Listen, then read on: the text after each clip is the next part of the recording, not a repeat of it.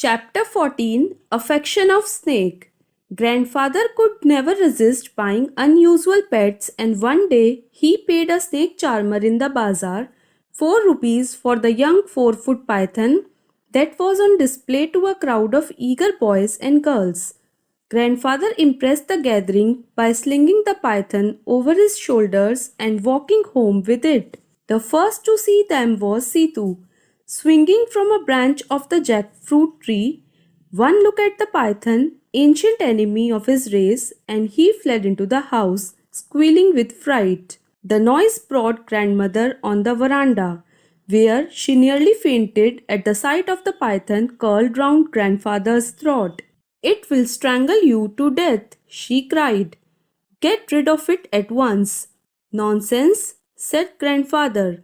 "He is only a younger fellow. He will soon get used to us." "He might, indeed," said grandmother, "but I have no intention of getting used to him. And you know, your cousin Mary is coming to stay with us tomorrow. She will leave the minute she knows there is a snake in the house.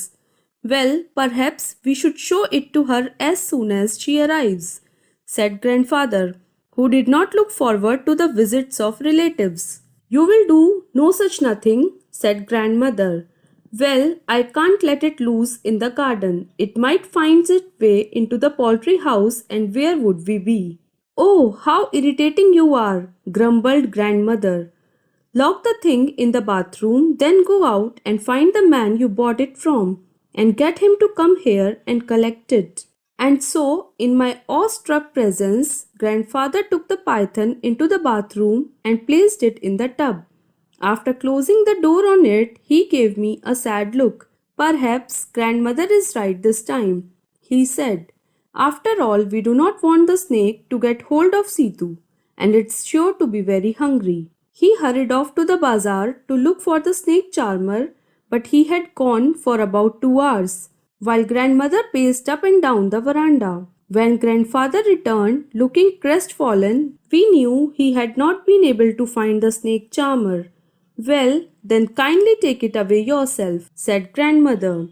"Leave it in the jungle across the riverbed." "All right, but let me feed it first," said grandfather, and went into the bathroom, followed in single file by myself, grandmother and the cook and gardener. Grandfather opened the door and stepped into the bathroom. I peeped round his legs while the others stayed well behind. We could not see the python anywhere. "He has gone," announced grandfather. "He could not have gone far," said grandmother. "Look under the tub."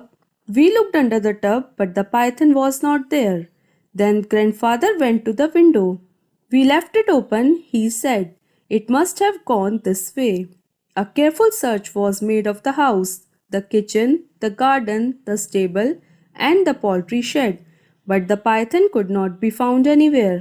"It must have gone over the garden wall," said grandfather. "It will be well away by now." "I certainly hope so," said grandmother, with a look of relief. Aunt Mary arrived the next day for a 3-week visit and for a couple of days.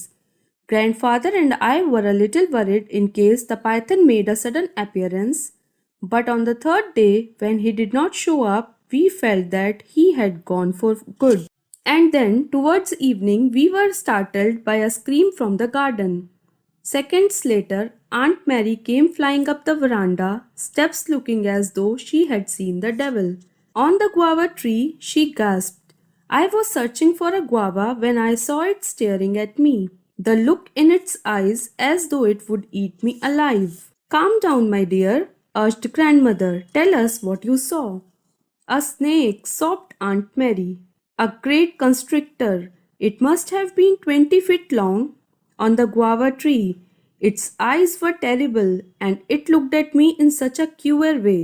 My grandparents exchanged glances, and grandfather said, "I'll go out and kill it." Taking hold of an umbrella, he went to the garden, but when he got to the guava tree, the python had gone.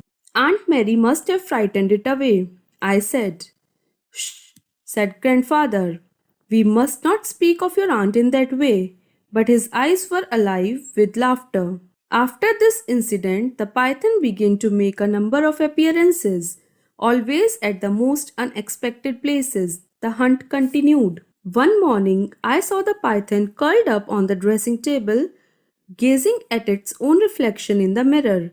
I went for grandfather, but by the time we returned to the room, the python had moved on. It was seen in the garden, and once the cook saw it crawling up the iron ladder to the roof. Then we found it on the dressing table for the second time, admiring itself in the mirror. Evidently, it was fascinated by its own reflection. All the attention he was getting has probably made him conceited, said grandfather. Anyway, now we know his weakness, said grandfather. Are you trying to be funny? Said grandmother. The python is becoming vain, so it would be easier to catch him, explained grandfather. Grandfather set about preparing a large cage with a mirror at one end. In the cage, he left a juicy chicken and several other tasty things. The opening was fitted up with a trap door. Aunt Mary had already left by the time we set up the trap, but we had to go on with the project because we could not have the python prowling about the house indefinitely. A python's bite is not poisonous, but it can swallow a live monkey and it can be a risky playmate for a small boy. For a few days nothing happened, and then, as I was leaving for school one morning, I saw the python in the cage. He had eaten everything left out for him and was curled up in front of the mirror with something that resembled a smile on his face. If you can imagine a python smiling. I lowered the trapdoor gently, but the python took no notice of me.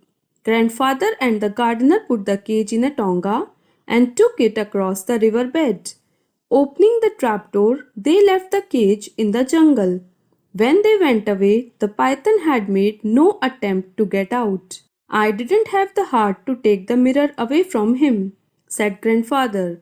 It's the first time I have seen